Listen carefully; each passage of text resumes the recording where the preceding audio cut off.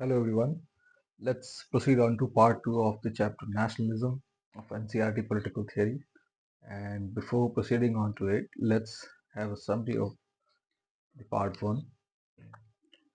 The talk of the yesterday's topic was nationalism, and nationalism, the concern, nationalism, the idea of relating to a nation or idea of being a nation is a cultural idea or a idea of cultural identities. And culture is the way of life, and culture are the lessons that have been learned by our ancestors, by their own experience, by their own ancestors. So these lessons are transmitted by a medium called culture. So in short, culture is the transmission of lessons of way of life or lessons of how to live your life. And culture itself, it is influenced by geography, and it is generally assumed that the concept of geography or the concept of environment and ecology, it should not be overlooked or ignored at any cost. This is so because you might have heard about this term evolution and natural selection, and both of which in common parlance means as such. And out of both the concepts, the former one, the former one, evolution, it means the best characteristics or best features that can ensure survival of a particular species, they will be transmitted. So these characteristics can be biological or physical and cultural or environmental. So any species that have such surviving characteristics, they will they will have more offspring, more children, and more generations. So in short, the transmission of best characteristics, whether they are biological or cultural, they will ensure survival of a species. So this is what evolution is. And natural selection is that nature or environment or ecology or geography, all of these abiotic factors, they will they will select such such characteristics. They will are the deciding factors which selects which biological and cultural factors are fit enough to ensure survival of a particular species. In short, two things are important here. The first one is transmission because individual individuals, whether species, whether biotic or abiotic form, so individuals they have a limited time. No species or no individual is immortal. So everyone has a limited time, and to ensure survival of a species, the the nodes of chain, the chain of species. So each node, so node here means parents or individuals. So such nodes they need to successfully transmit their genes or successfully transmit their lessons to their children. So which means the if we look at the limited time of each individual, and on the other side we need survival of the species as a whole. So the best possible scenario is that individual in their limited time they transmit all the all the characteristics, all the attributes or elements that will help their children to survive and prosper, and their children will also be advised to transmit those in the same chain of species, so that not only the individual but also the species they can stretch their time. They can survive for a long time. So first thing is transmission, and transmission, the attributes them that I am talking about are both biological and physical, cultural in nature, and the the criteria of selection of the characteristics that need to be transmitted, it is done by nature.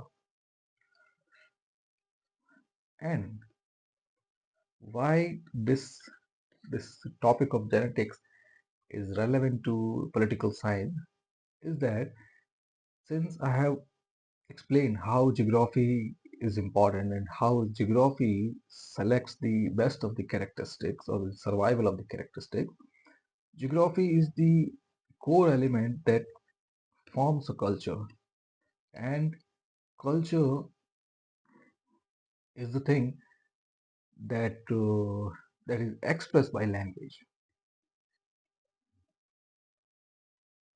So, in short, you can say a particular geography is expressed by a language, and the concept of nation state that we talk about in political science and political theory, this concept of nation state, it has its genesis in the culture, and culture has its genesis in the geography. So, my point is, since the whole earth is diverse geographically, so there will be diverse cultures. And if they are diverse culture, there will be diversity in ethnicity and cultural identities. And if there is diversity in cultural identities, the concept of nation state, it has to be accommodative. It cannot be forceful. It cannot be coercive. It can be accommodative only, so that different cultural identities that are part of different geographies, they can be accommodated under one banner, under one flag. And yes, it has been it has happened a lot of times that many governments, many states, they have tried to bring all people under one banner. So this banner, it can be political only. This banner, this homogeneous or unified banner, it cannot be cultural. So let's elaborate the dilemma here, the conflict here. If all the different people of all different nationalities or all different ethnicities, if they are brought under a political arena or political flag or political banner, so the symbols that are associated with it, the symbols, the ideals, the aspirations, and the vision that are associated with and that are desired by such political flagship, they will be political in nature, or they will be culturally neutral. It is generally assumed, it has generally happened that such political things, they are culturally neutral, so that no um, no other culture or no other community can object to the the presence of them. Now, when I talk about such culturally neutral and political elements, let's have a difference of how they are going to conflictual, how they are going to cause dispute if both of them or if alternative case is employed. So let's say the political symbol such as the Indian flag, it is culturally neutral. It does not boast about any other particular community, such as it is not only a Hindu flag or a Muslim flag or a tribal flag. It is a flag that is culturally neutral, so it is accepted by all sections of people. In the same way, ideals and aspirations, and the ideals and aspirations of political identity, they are culturally neutral. So the ideals are not about spreading a particular culture or making a particular culture hegemon overall India, or to establish a pan-Indian culturally homogeneous identity. So the political ideals are such as giving rights to all people, or to ensure welfare and benefits of downtrodden and minorities. And aspirations are bringing equality both in political and socio-economic terms. But if we take an alternative, and the alternative scenario of having a cultural identity or culturally homogeneous pan-India identity, so first the symbols, they will be objected to. If a Hindu culture is there, the whole India, all the symbols, they will be saffron or swastika. The ideals of Hindu culture or Muslim culture or tribal culture or the culture of upper caste or so patriarchal culture. So all of them will have different ideals. Such as if we talk about bringing the patriarchal culture back to its original form, the form that was prevalent before independence. So the first ideal of that patriarchal culture would be to establish patriarchy on the cost of democracy, monarchy, and any other forms of government. And then the father symbol would be revered. Father symbol would be placed in a position that cannot be questioned, and the individuals or the sections that are going to suffer a lot, first of which will be women, the second of which will be the younger generations. Uh, and the aspiration of such patriarchal society would be to bring all such father figures or such seniors together, so that that club of father figure, they will be unquestioned in their authority. They will have a church like the old church like reverential attitude, so that their authority, their position will not be questioned. And the same will be case with the Hindu nationalism or even Muslim nationalism or tribal nationalism or upper caste nationalism or between Hindi nationalism. So any cultural attribute, any alternative of having cultural identity will be will not be possible at all.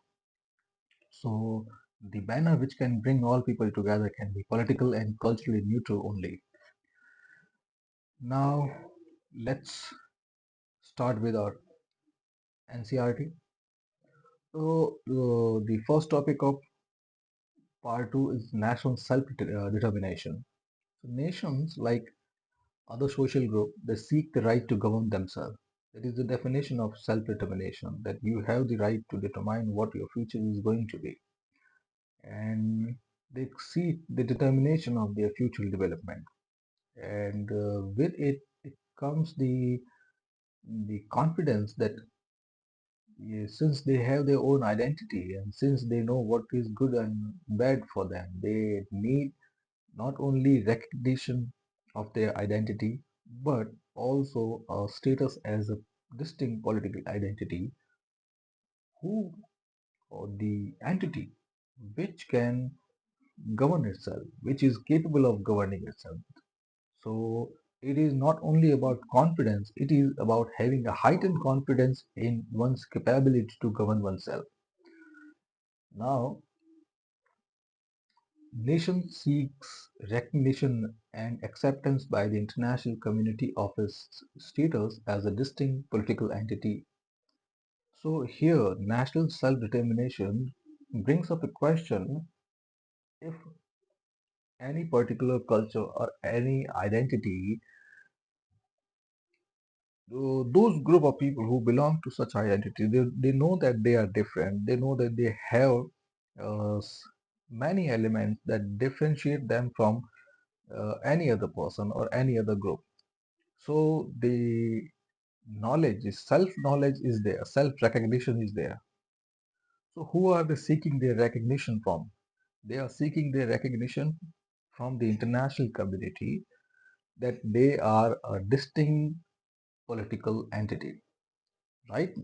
Till now, they had been a cultural identity, but since for some reason, their demands, their population, their aspirations, they could not be accommodated within the political identity they had been in. So right now, they need their own separate status. Most often, these claims come from people who have lived together on a given land for a period of time. So, who are those people who seek such recognition, who seek such distinct political status? And sometimes such claims may lead to demands for separate statehood. Separate statehood means to have a separate state, a separate country of one's own. Who are these groups? First such group are the people who have lived on a given land for a long period of time and who have a sense of common identity. So, say this was a bigger political identity till now, and out of which there are four sections A, B, C, and D, and the four of them they have lived here since the formation of the bigger state.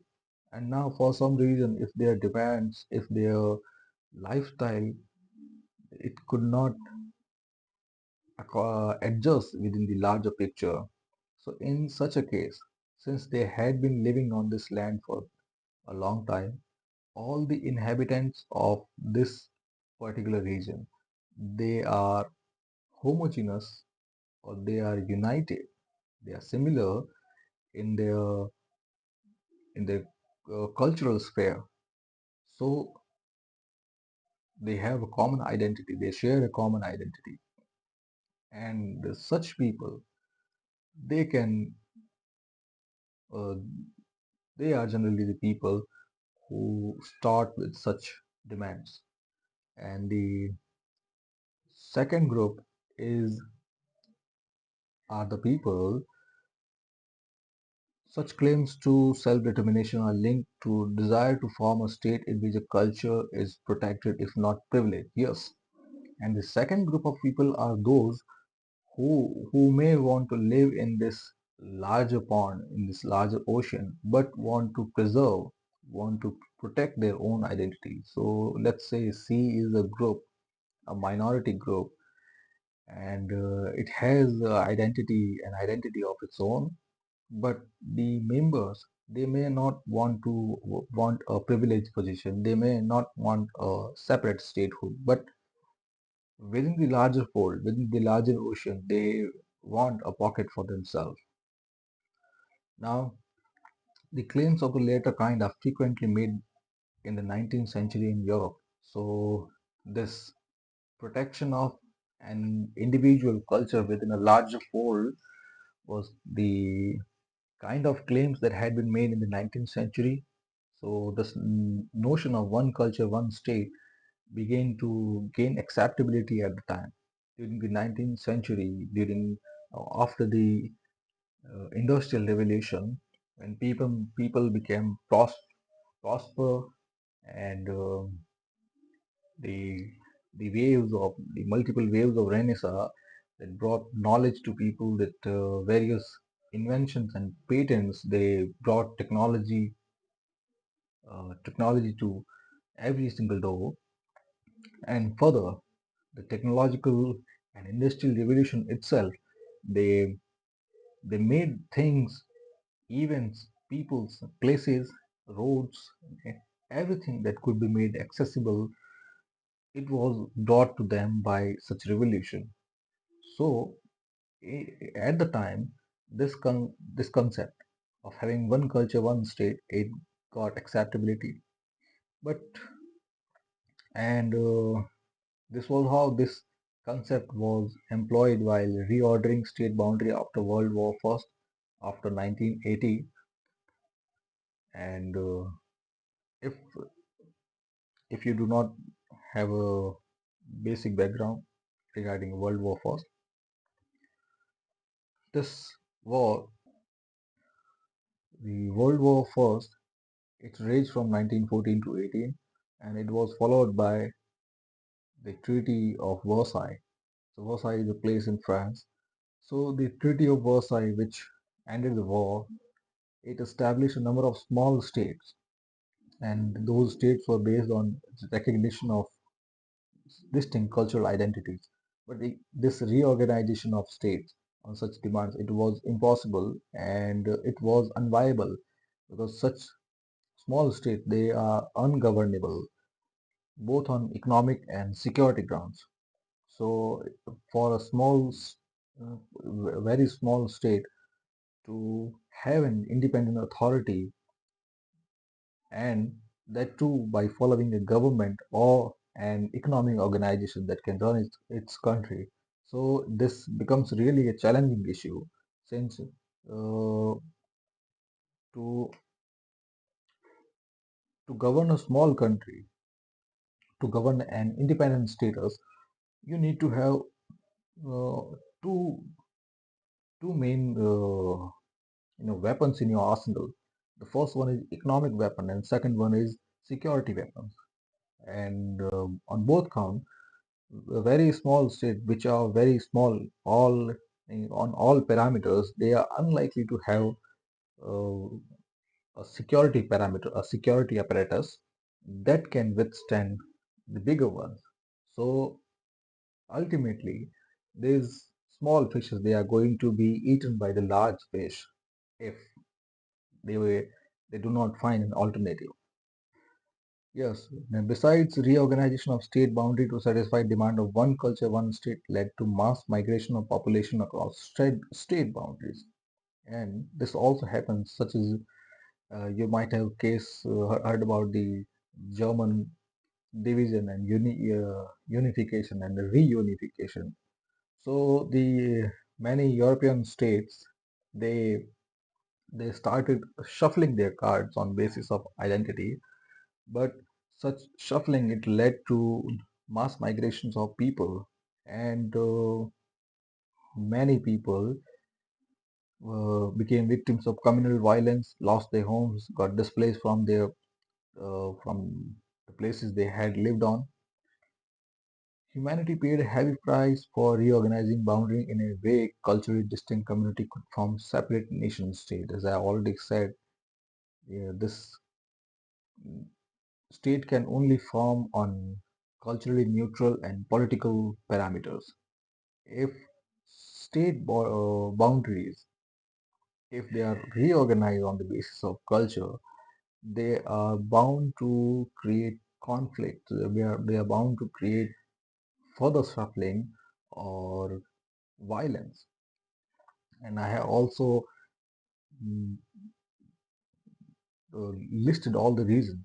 And one such reason is that yes, no single state or no geographically isolated pocket possess or contain only one ethnic community. We live in a diverse world, and we live in a heterogeneous atmosphere, in a heterogeneous proximity. Heterogeneous proximity means that people of different culture, before people of different uh, characteristics, whether physical, cultural, biological, linguistic. So we each one of us different, and the the different cards, we live in proximity. Proximity means to we live in close quarters. We live together. So homogeneity is not possible. Homogeneity is not there at all, and the reason is already clear when I explain the concept of evolution and natural selection, that nature, it prefers diversity. That's why the natural selection, it acts on individual, it acts on species, so that best of characteristic could be transmitted, and the character that could be transmitted, it is solely a prerogative of natural selection or the geography. So we are not there to decide what gets transmitted across the generation. So in short, nature favors diversity.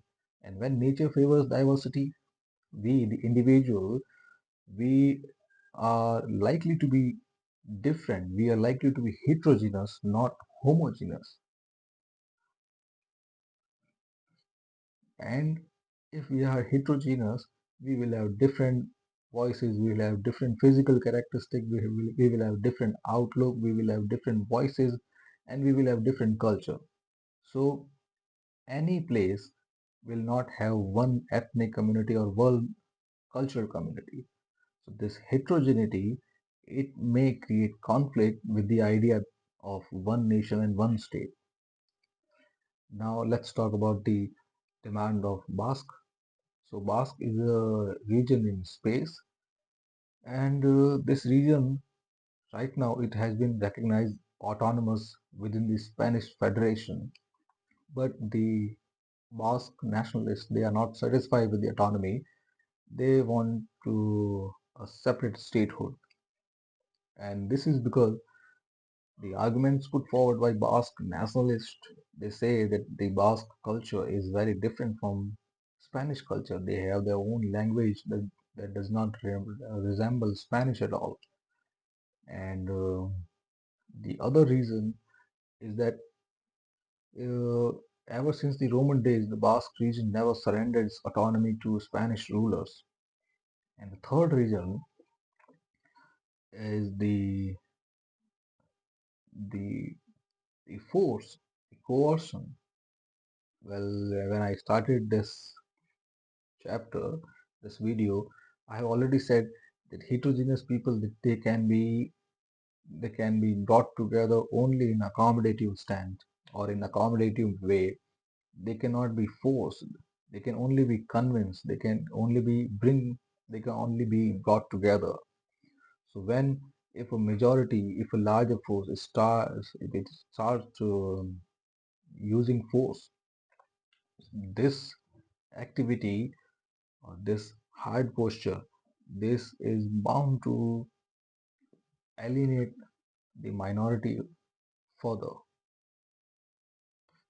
So the same thing happened here when the Spanish ruler they tried to abolish the unique politico administrative arrangement.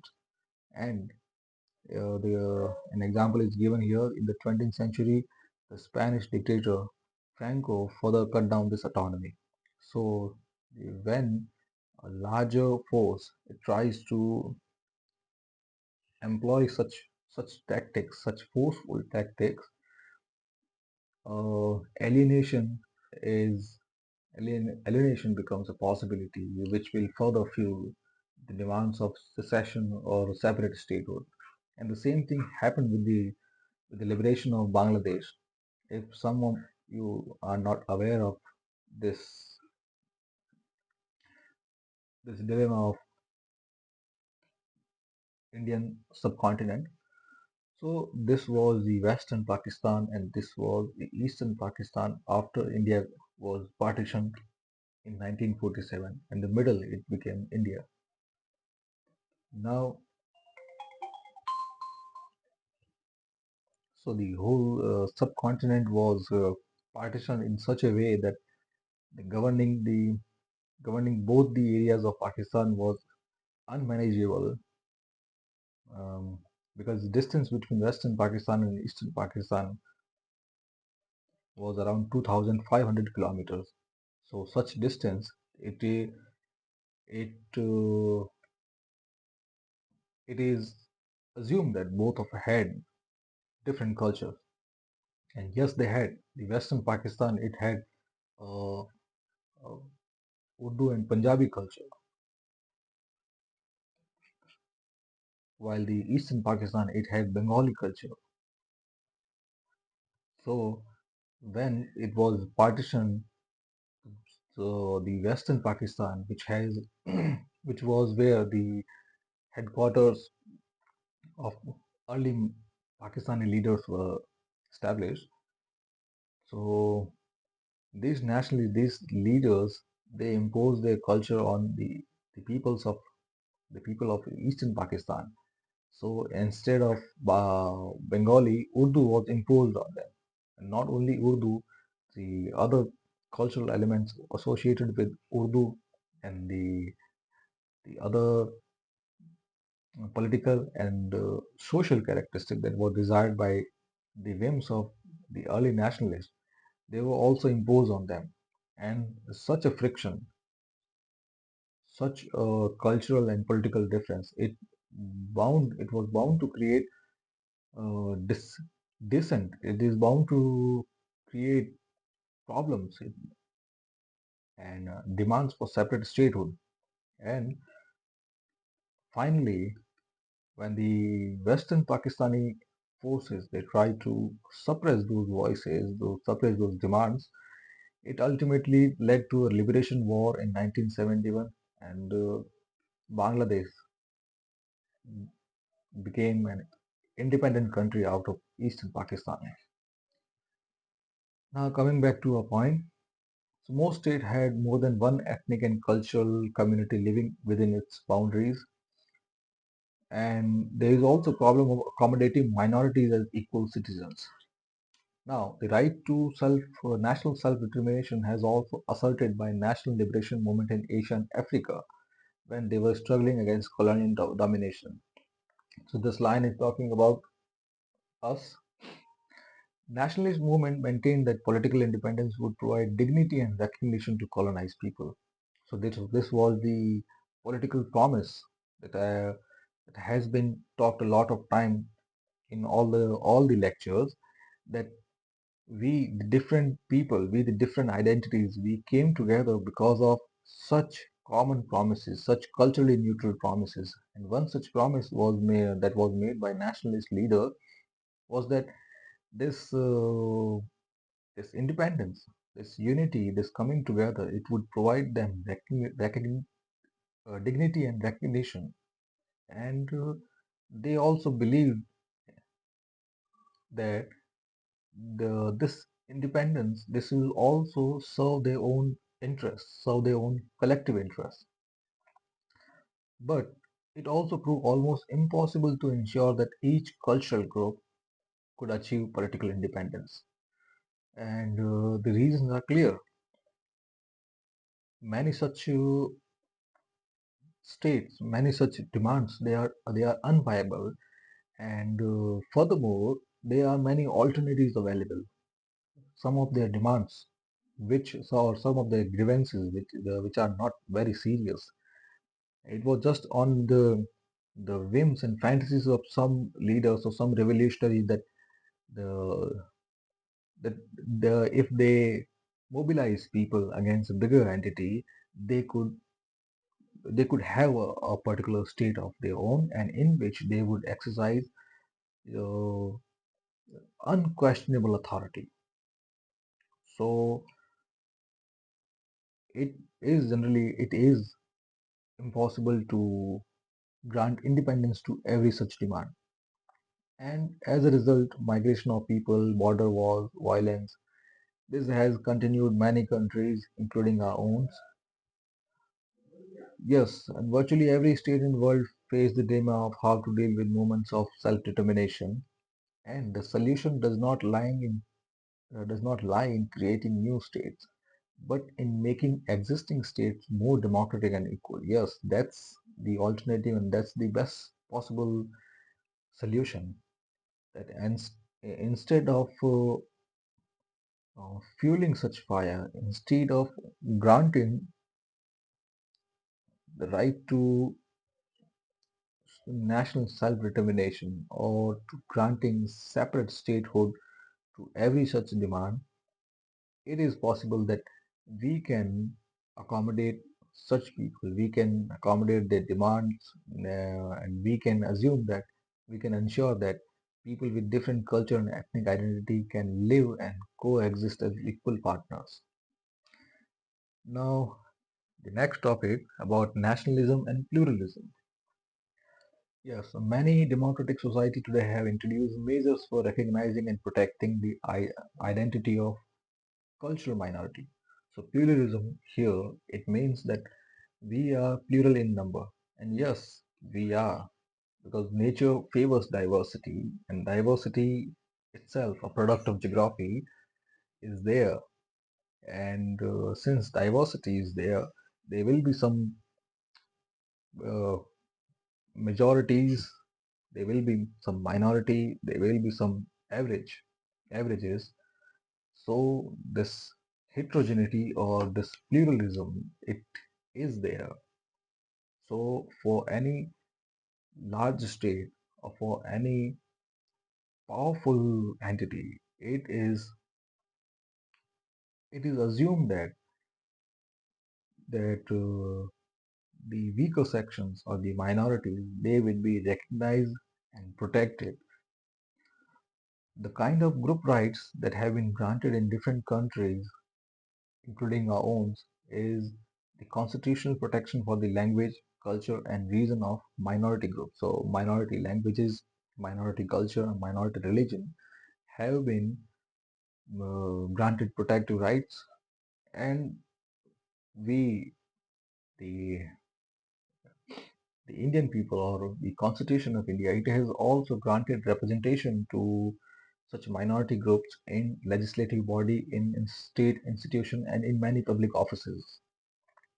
And it means that national identity has to be defined in an inclusive manner, yes, which can recognize the importance and unique contribution of all cultural communities. Yes, and there is a problem with diversity is that if you want to sideline one community or a group of minorities, what will happen is that the diversity, it will bring about all the fissures, all the cracks that are present in such a makeshift camp or such a makeshift building. So if a country is held together by diversity, it is likely that the the building, the diverse and homogeneous building that is formed by different communities or different identities, it will have cracks which are inherent in them. They may not be visible in right times, they may not be visible in good times, but once you start tampering with such cracks, or once you start meddling in this untouchable affair, these fissures, these cracks, they become visible. So if you try to um, poke your finger into one such crack, the whole building, it is going to suffer, because the when you trample on the rights of one such crack, the other cracks or the other parts, they become aware of it, and they will become aware that if someone if someone is going down the lane, their turn is the next. They will be the next to suffer, and so a diversity held together by such cracks, if tampering is not avoided, and if they are not accommodated in an inclusive manner, every such crack would demand separate statehood, and the diversity thing, or the larger picture, it may crumble like a deck of cards. And yes, some groups may continue to demand separate statehood even if they are given rights, even if their contribution has been recognized. And you may have heard about this issue of Khalistan, when many Sikh, Khalsa Sikh, they are demanding a separate Sikh state for them, and the demands of Greater Nagalim and many such demands from northeast northeast tribes, from the Kashmiri sections. So in the past we have had a lot of such demands. Right now we only have a few which flares sometimes when they find the opportunity. But other than that, we are still accommodating in an inclusive manner. Now, to sum up, The right to national self-determination was often understood to include the right to independent statehood for nationalities. Yes, but it is impossible to grant independent statehood to every group that sees itself as distinct. Yes, it is impossible, and we have already listed out the reason. Because it might lead to formation of number of states too small to be economically and politically viable, and it could also multiply the problems of minorities. Yes, only a few thousand square kilometers of state, they will they are not likely to have their own army, they are not likely to have their own economic authorities, they are not likely to have their own diplomatic presence, uh, police forces, paramilitary forces, or other government governable execution authorities. So, mm, in that case, they they get sandwiched between two larger states, or they may become a puppet in someone's hand, or their own problems will multiply in such a case that their whole endeavor it become failed. And many such states are there which known as failed state, when they could not arrive on a working ground, and ultimately many such demands and violence it led to the failure of the state machinery. Today we witness many struggle for recognition of group identities, such as the status of Basque community, uh, the independence movement that is being led in Catalonia, the conflict in Azerbaijan and Armenia, and the community Quebecois in Canada. So such recognition, they are led by the language of nationalism, and but we also need to remember that each one of us has many identities. We if we try to stress upon identities, so each one of us has different identities based on gender, caste, religion, language, reason, and so long as each person feels that he can freely express the different dimension of his personality, they may not feel the need to make claims on the state. Yes, so this is for the state, that if people, if they can express themselves, if they have reasonable freedom, and if they are given the political recognition that is due to them, if they have their own liberty, their equality, and their rights, they are not likely to make claims on state for recognition or for separate statehood. And democracy, we can find solution to accommodate different people together. Yes, that's it. Thank you very much.